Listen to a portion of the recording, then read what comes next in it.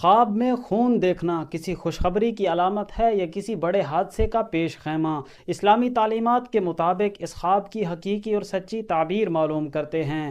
اہل تعبیر ارشاد فرماتے ہیں، خواب میں خون پینا مال حرام حاصل کرنے اور مال حرام کے ملنے پر اس کی تعبیر ہے۔ کوئی شخص خواب میں عورت دیکھے یا مرد، وہ خود کو خون میں لت پت دیکھتا ہے، یہ اس بات پر دلیل ہے کہ اس کو بہت زیادہ مال میسر آئے گا، مگر وہ مال حرام طریقے سے کمایا جائے گا، حرام طریقے سے حاصل ہوگا۔ اللہ تعالیٰ سے دعا ہے اللہ مجھے آپ کو حرام سے محفوظ فرمائے۔ اگر کوئی شخص خواب میں پیشاب کے راستے سے خون بہتا ہوا دیکھے تو یہ متعلقہ عورت سے شادی کرنے پر اس کی تعبیر ہے۔ اگر کوئی حاملہ عورت خواب میں خون بہتا ہوا دیکھے تو یہ اس کا حمل ضائع ہونے پر تعبیر ہے۔ اللہ تعالیٰ جتنے بے اولاد جوڑے ہیں سب کو نیک صالح خوبصورت اولاد عطا فرمائے، ہر پریشانی سے محفوظ فرمائے۔ اگر کوئی بوڑھی عورت خواب میں خون بہتا ہوا دیکھتی ہے تو یہ اس کے مرض کی طرف اشارہ ہے کہ وہ کسی مرض میں مبتلا ہونے والی ہے۔ اگر کوئی کنواری عورت خواب میں خون بہتا ہوا دیکھتی ہے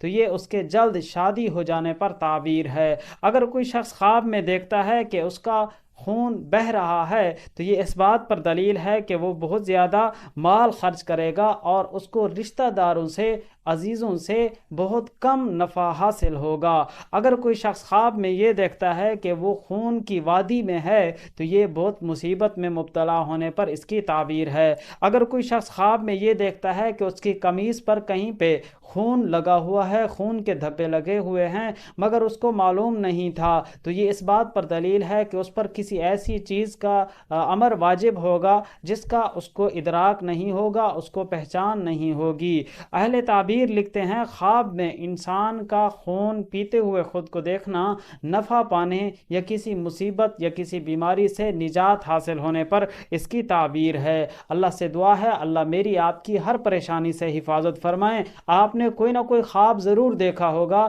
اپنے خواب کی تعبیر جاننے کے لیے ویڈیو کے کمنٹس میں اپنا خواب تحریر فرمائیں، آپ تک آپ کے خواب کی سچی تعبیر پہنچانے کی کوشش کریں گے۔ آپ نے اگر کوئی اچھا خواب دیکھا ہے تو اس پر اللہ کا شکر ادا کیجئے۔ برا، مصیبت والا، ڈراؤنا خواب دیکھا ہے تو اللہ کے حضور توبہ، استغفار، صدقہ خیرات، دعاؤں کا اہتمام کیجئے۔ ملیں گے اگلی ویڈیو میں۔ اللہ حافظ۔